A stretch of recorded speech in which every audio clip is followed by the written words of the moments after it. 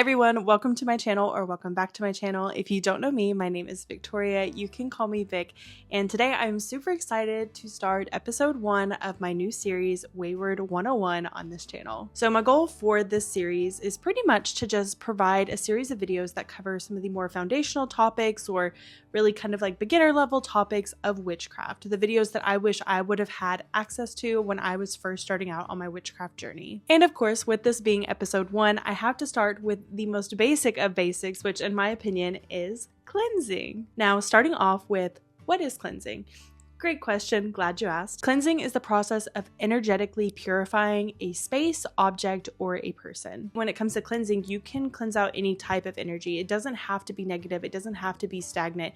You can really clean slate anything. You could go into a room that has really good vibes and also clean slate that room if you wanted. But yeah, that's pretty much what cleansing is. It's just going into a space or going to an object and clearing out the energy that's surrounding it to give you a clean slate. Now, who should cleanse?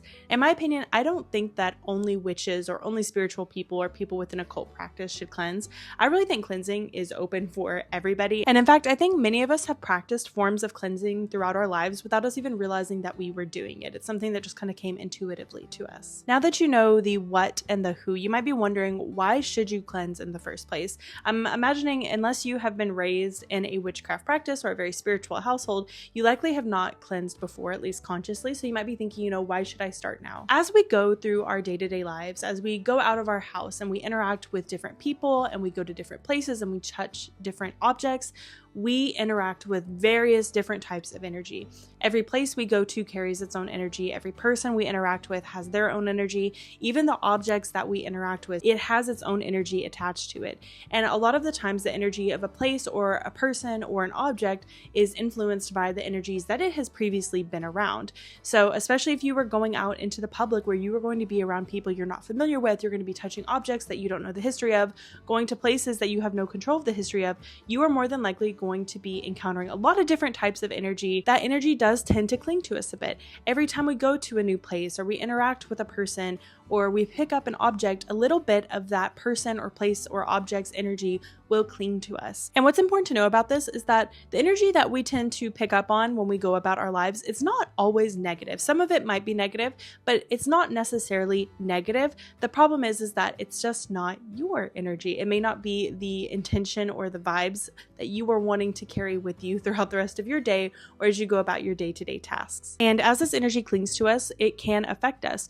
Most notably for me, when I go out to a really busy store, like right now it's the holiday season, if I go out to a store to go shopping and there are a ton of people around, even if I'm not interacting with these people, I'm just minding my own business, I will feel myself starting to get overwhelmed, starting to get weighed down. My energy will literally feel like it's draining out of me until I just want to leave. I don't care what my to-do list was for the rest of the day.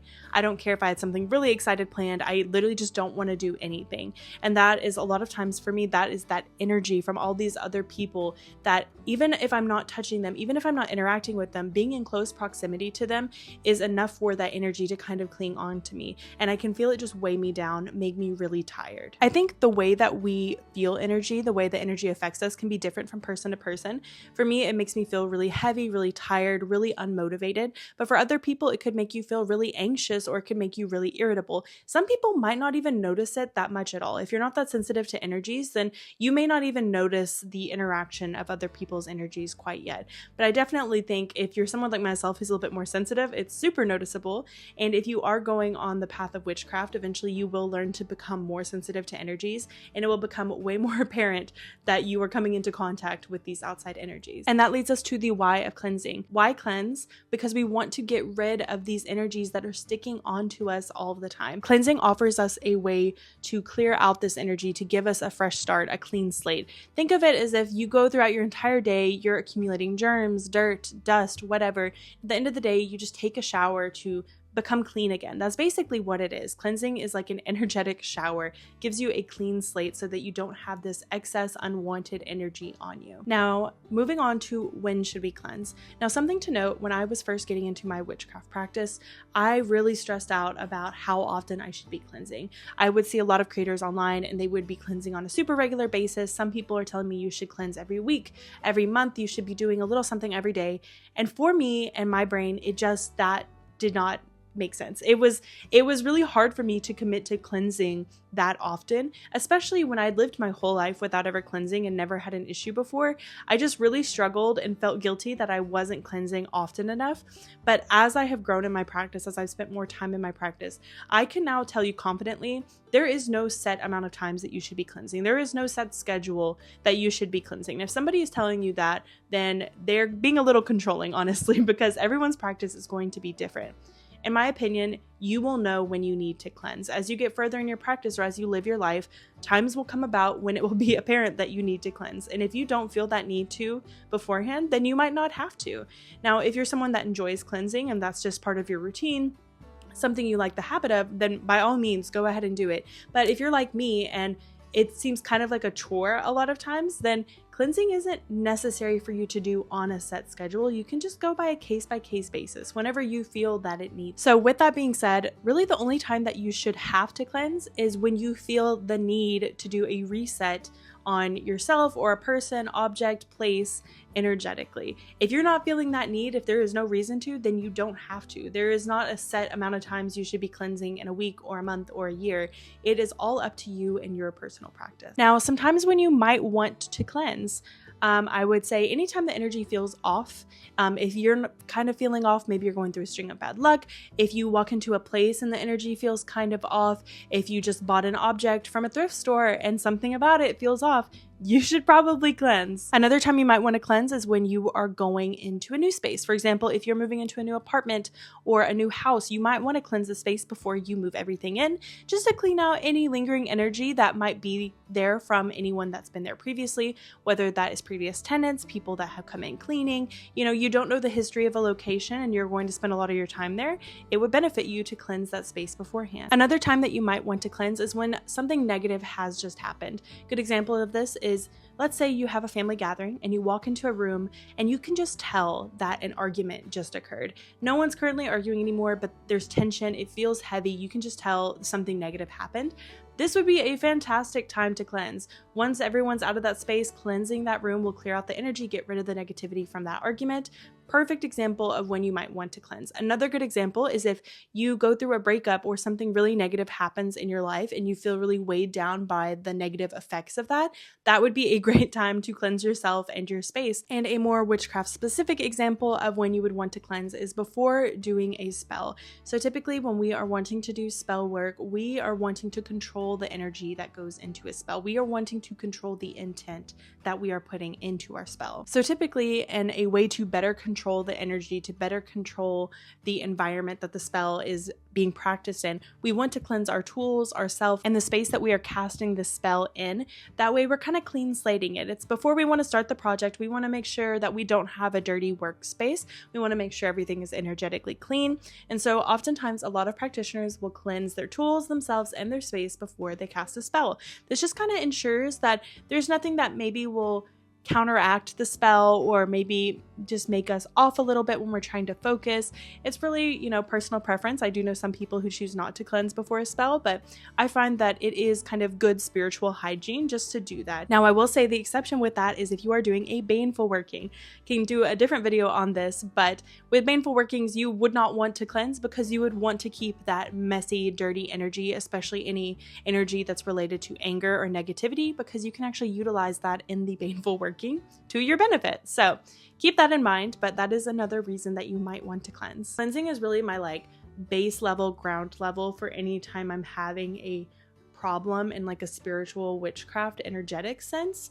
And so this is where I would start, but I find it to be a super foundational practice for any beginner witches, because this is really how you can control the energy of your space, how you can control how you feel, how your space feels, how you can control if something comes into your space that you don't want. I think it is just super foundational, and a lot of people tend to look over it because it's maybe not the most exciting of practices. And hey, I get it. Cleansing, sometimes for me, I don't want to do it. It's more something that I recognize that I have to do. It's not the most exciting of things that you can do in a witchcraft practice, but it is extremely important to know how to do. So even if you choose not to do it, that is fine, but you need to know how to do it, because once you start working more in witchcraft, it will become more necessary to cleanse.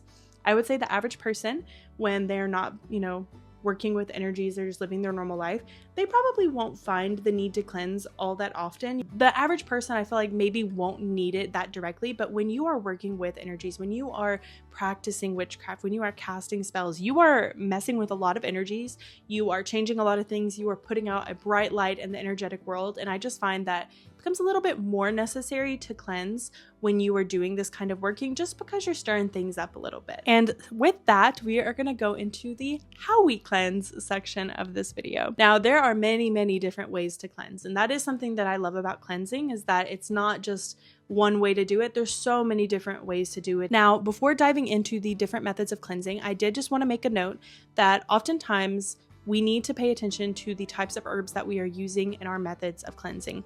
You will more than likely see in a lot of witchy shops and mainstream or commercial like witchy wares the sales of white sage and Palo Santo for cleansing. Now, it's important to note that white sage is very much at risk right now due to overharvesting. It is, I feel like, probably the #1 chosen herb for cleansing, even though it is close to Indigenous Americans, and it is at risk because of the overharvesting. So even though you may see it everywhere, that does not give you permission to use it. There are honestly so many other herbs that are open to us and that work well for us and that we would not be hurting by using them. So I recommend that you find one of those instead. And same with Palo Santo. This is not an open herb. This is not for everyone to use. And just because it is sold in commercial spaces does not mean that it is ethical to purchase, especially once you know. If you have access to or you have already purchased Palo Santo or white sage, I recommend trying to give it back to an Indigenous person if you can.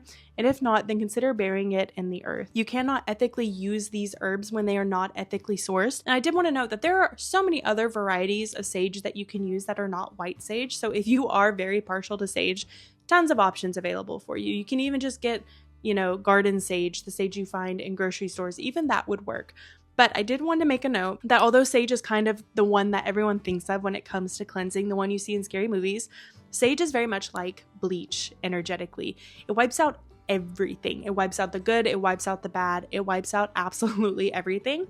So although it will get, yes, everything, it may not be the best choice for your situation. You should really consider the herbs that you are using with cleansing, because every herb has multiple connotations, correspondences associated with it that you should keep in mind when you are using them. It often will leave spaces empty, and when it's empty, it will just let any energy back into it to fill that empty space. So you could cleanse a room of negative energy, but if you don't fill it back up with something, with some kind of positive intention, then anything could come back into that space and it could kind of negate the work that you're doing. At least in my belief. This is just my practice, so grain of salt. I personally prefer to use herbs that have cleansing correspondences and other correspondences, or use multiple herbs together. That way, as I'm cleansing a space, I'm refilling it with an intention that I want. Just something to keep in mind, that not all cleansing herbs are made the same, and you should research into which herbs you prefer, just to get those other correspondences with them, and also which ones you like the smell of, because you don't have to choose stinky herbs. I'm just going to put it out there.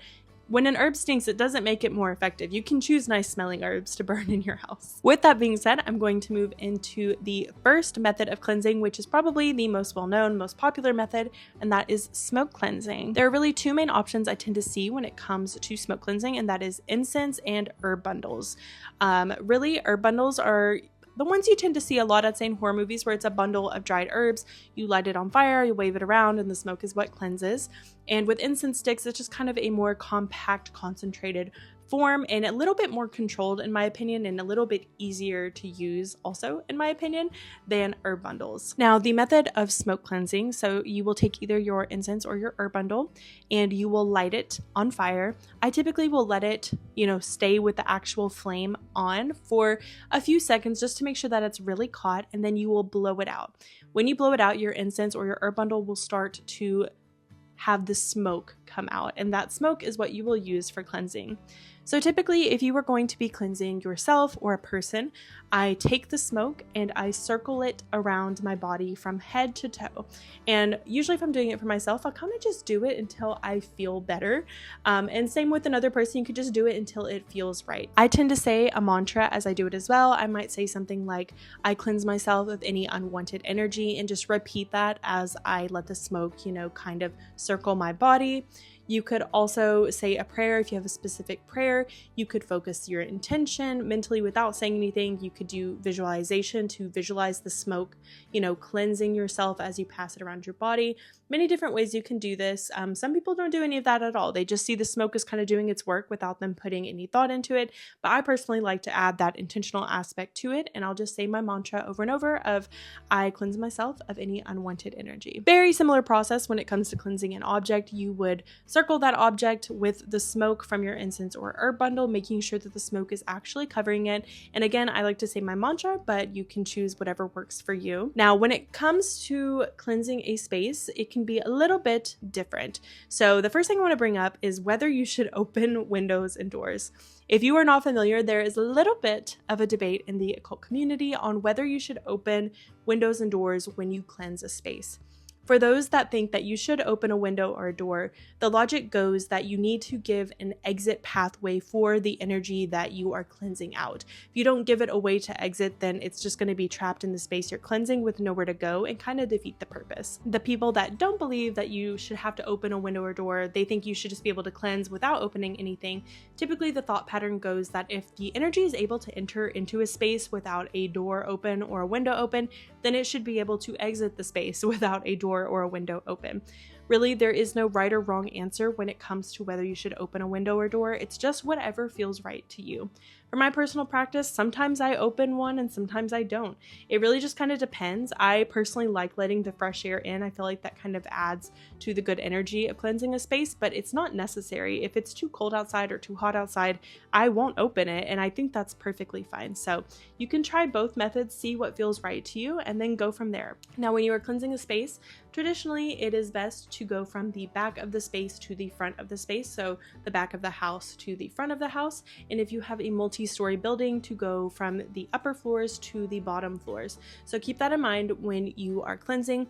Ultimately, I don't necessarily think it's that important on your starting point and ending point, as long as you are making sure the smoke gets into each room adequately. Now, you don't have to fill the room with smoke. It shouldn't be like there's no oxygen in the room, there is only smoke from this herb bundle. It doesn't have to be that intense. I tend to just wave it through there and kind of think of the smoke dispersing into the room and chasing out the negative energy. Again, I'll often say a mantra as I do this. If you are going for a very deep cleansing, then I would make sure to kind of open some of the nooks and crannies that wouldn't typically get cleansed. So opening your closet doors, maybe your cabinets in your kitchen and bathroom, those kind of things. But that is for a very deep cleansing. But typically, yeah, I'll just walk through my house, kind of let it circle. I also will tend to circle it counterclockwise as I say my mantra, just because I typically associate counterclockwise actions with kind of pushing things out and clockwise with bringing things in. So that's kind of an added thing that I'll do, but again, it's personal preference on whatever feels right for you. Smoke cleansing may not be right for you in a few different circumstances. Number one, if you have a sensitive smoke alarm, smoke cleansing just might not be for you. I've been there where I've lived in apartments and the smoke alarm is extremely sensitive, and even if it is not fire smoke, any kind of smoke or heat will set it off. And in that case, it might just be so annoying that it might not be for you, and that's fine. We have other options. Another reason that smoke cleansing might not be for you is if you have pets. Pets are typically very sensitive to smoke. They are more sensitive than humans, and especially cats tend to be very sensitive to herbs. They just can't process them the same way that humans are. So if you're going to do smoke cleansing, I recommend either putting your animals outside if you can, putting them in a room that's not going to be cleansed that has an open window, or just not doing it at all, because many animals are just so sensitive to the smoke that it's just really not worth it. I'd also say if you're someone with asthma or you have breathing problems, it might not be the best for you. Or if you live with people that don't like strong smells or can't tolerate strong smells, because when you smoke cleanse, the smell will linger for a while. My boyfriend can always tell when I'm burning incense. It is very apparent, so just keep that in mind. I would also say if you live with someone that you don't want to know that you are cleansing, whether that's you're in the broom closet or maybe they're not comfortable with it, I would not smoke cleanse, because it is a very obvious form of cleansing, and if you were trying to keep it quiet, if you're trying to hide it, it just won't work very well for those purposes. Next up is water cleansing. So this is kind of a very large, broad category. There are so many things that can fit into water cleansing, but in general, water is just thought of as a very cleansing element. So although you can use water by itself, I think it's very cleansing that way.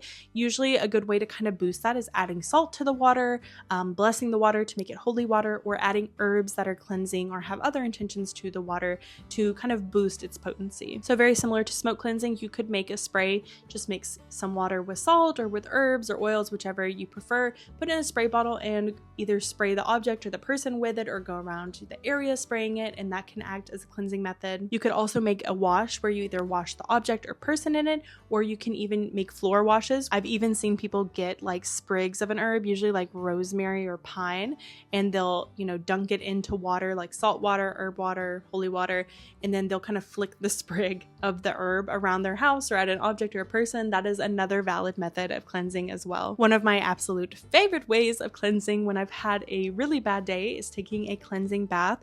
You can just do this normally with just like a typical bath, like in soap. You don't have to have the herbs added to it, although again, the herbs can make it more potent. Just to do this, I typically would just go in my bath. As I'm scrubbing, I kind of visualize that I am scrubbing away the negative energy along with any dirt from the day, and I'll kind of stay in the bath and watch the water circle the drain and imagine that negative energy, unwanted energy circling into the drain as well. But typically when I'm going to do a cleansing bath, I will add some salt. I prefer pink Himalayan salt, and then whatever herbs. I like to go with a lot of calming herbs because I usually take baths before bed to just help me sleep, but it's kind of choose your own adventure when it comes to what herbs you want to use here. And this next section I'm going to add in just because I love it so much, and it is the easiest method of cleansing yourself in my opinion, and that is just showering. A normal shower can be a method of cleansing yourself. It's something that you already do, and it is very accessible to most people, and it works just as effectively as smoke cleansing or any of the other methods we will talk about. When you take your normal shower, you can just make it a little bit more intentional to make it more cleansing. In my opinion, even when we're taking a mindless shower, it is still cleansing in its way, just because water is very cleansing and we are physically cleaning ourselves, which is a form of cleansing. But by being more intentional, you can kind of just increase the potency of it. So similar to when I talked about the cleansing baths, just imagining the water washing not just dirt off of you, but also this negative, unwanted excess energy, seeing it go down the drain. I usually will visualize it as like the water is like stained black or gray as it's going down the drain, and it's carrying away all of this excess energy. But this is the most common way that I tend to cleanse, especially when it comes to my hair. I find that when you wash your hair, it is extremely cleansing. I'd say washing and cutting are two very cleansing ways. I'd say washing and cutting your hair are two very effective, very potent ways of cleansing yourself. So a shower most definitely 100% counts as a form of cleansing. Along that same line, something that I think is very underrated, cleaning. Cleaning is a form of cleansing. This is what I was talking about earlier when I said a lot of us have cleansed before without, realizing that that's what we were doing. But cleaning counts as a form of cleansing. Physical clutter in your space is also energetic clutter. You can't have a place that is energetically, clear and clean when this physical space itself is not clean, because it translates over. So when you have a lot of physical clutter, a lot of trash, things are dirty, cleaning it up is a way of energetically cleansing as well. And you often see that when you go into a space that's kind of messy or dirty and then you clean it, it feels better. You want to spend more time in that space, and that's because the energetic corresponds to the physical in that way. My next favorite form of cleansing is sound cleansing. I don't see this one done often enough, and it is so effective. But sound cleansing, similar premise to all of the other methods of cleansing. You're just using noise to clear out that unwanted energy. There are so many different ways that you can sound cleanse. This is also a very accessible way of cleansing because you don't necessarily have to have anything on you. Some people will use bells. They'll just go around a space ringing bells, or they'll ring bells around them. Others will clap their hands. I know people that sing. Then of course you can always just yell. I do that sometimes as well. A very popular one that I see is people will bang pots and pans together as they walk through their house. That also works. Really anything that makes noise that you just do intentionally with, the thought of clearing out that unwanted energy will be an effective form of sound cleansing. Honestly, if you play an instrument, that's even better. You can just walk through your house like blasting it. I played trumpet in high school. Wish I would have known, because I was cleansing the hell out of my room every night that I practiced. But instruments work. Music in general works, especially if it's music that makes you feel good. Then you're not just cleansing the space, of the unwanted energy, but you're also introducing more positive energy into that space as well. So sound cleansing, super effective. I will say you might feel a little stupid doing it at first, but definitely effective and one of my favorite methods of doing it because it doesn't affect my pets, doesn't leave a smell, and it works amazingly. Now, this next method is maybe a tiny bit more advanced than the other ones, and that is energetic cleansing. So this is kind of, I would say, a little bit more advanced just because you need to be a little bit more familiar with getting into meditative states, being familiar with, utilizing your energy, being able to push your energy out, feel energy, detect energies. But it's definitely doable as a beginner. I did it when I was a beginner. It just took a really long time because I wasn't super familiar with the techniques. But this method does also require a little bit more confidence in yourself. So typically when you do this, you will get into a meditative state. And a lot of times people will like visualize either a blue light or a white light or whatever color, corresponds to their belief. And they will push that light out into the space around them, imagining that light as like burning through the negative energy or pushing out the unwanted energy from their space. A lot of times people, when they're cleansing themselves, will imagine this light coming from their heart and slowly going around their entire body, kind of doing like a body scan and warming up and kind of heating out any unwanted energy. And I do find that this can be a very effective method of cleansing. But again, I think it just takes a little bit more knowledge in terms of how to meditate and how to utilize energy, and of course visualization as well. But it can definitely be effective and is super great on the go when maybe you don't want anyone to know that you are cleansing yourself. Maybe you're in a waiting room and things are getting crazy and you're feeling overwhelmed and you just want to cleanse yourself. This is a fantastic way to do that without anyone noticing. If this is something that you guys are interested in, I can also make a video with kind of like a guide through how to do it. This next one is one I don't personally do too often, but I do see a lot of people use, and that is cleansing powders. So typically this is where you will get some cleansing herbs and you'll mix it together either with like baking soda or maybe like a actual cleaning powder ingredient or even salt, and they will take this powder and they'll sprinkle it across surfaces or onto their clothes, and they'll leave it there for a little while and then they'll clean it up, and that will kind of be the cleansing process. I've seen people do this when they get nightmares. They'll take this cleansing powder, sprinkle it onto their mattress, leave it there for a little bit, and then vacuum it up, and that is like the thought process is like the powder kind of absorbs that unwanted energy, and then when you clean away the powder, you are also cleaning away that unwanted energy. And finally, this last method that I'm going to mention, it is one I am not super familiar with, I will be the first to say, but I wanted to mention it here so that if you are interested in it, you can look more into it. I can leave some resources down below for it, and that is cleansing rituals. Now, a lot of more ceremonial occult practices have very specific rituals that you can perform to cleanse yourself or cleanse a space. The one that comes to mind typically for me is the lesser banishing ritual of the pentagram, which I believe is part of the Golden Dawn tradition. Again, this is not something that I personally do, but I wanted to put it here in case it is something you are interested in. These will be a lot more structured. They will tell you exactly what to do, a little bit more rigid, I would assume, in terms of what you have to do for it to get done.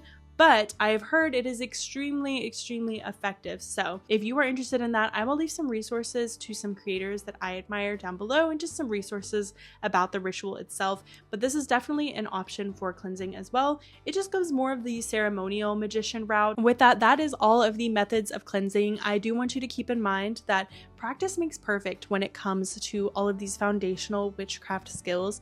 You can learn only so much from videos and talks and books, but really you will get the most knowledge from just doing it yourself. When I first started cleansing it, I felt a little dumb. I'm not gonna lie, it felt very awkward for me, but the more I did it, the more I became comfortable with it. The more familiar with it I got, I was able to sense those energies, to feel those subtle shifts whenever I had cleansed a space, and that is where so much of the learning comes from, is in you doing it yourself. It is called a practice because you practice. And so that is going to be the most important takeaway from this video, is don't just sit on this knowledge and keep it in your head, but put it into practice, because that is where the most growth will come in your witchcraft practice. Again, cleansing is a foundational skill in a witchcraft practice, and I think just a beneficial skill to kind of know overall, even if you're not into the occult. But I hope this video can be a good starting point for you to, explore cleansing more on your own, to understand the foundations and really put it into practice in your own life. But that is all I have for now. I hope you enjoyed this video. If you like this video and want to see more content like this, or more witchcraft content in general, vlogs, all of that, feel free to subscribe to my channel. I do post videos weekly on Tuesdays at noon Central Standard Time. And if you'd like to have more day-to-day updates, kind of what I've got going on the daily, not necessarily relevant to YouTube, although sometimes it is, you can follow me on my Instagram at wayward.victoria, and I post there pretty much every day. Sometimes it's just memes, sometimes it's information, but I do post there every day. But thank you guys so much for watching this video. I hope you enjoyed it. I hope you were able to learn something, take something away from this, but that is all I have for now. Thank you so much for watching. Bye!